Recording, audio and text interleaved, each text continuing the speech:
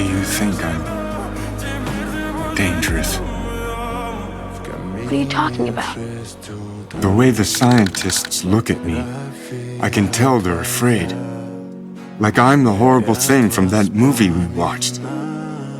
I don't know what I am.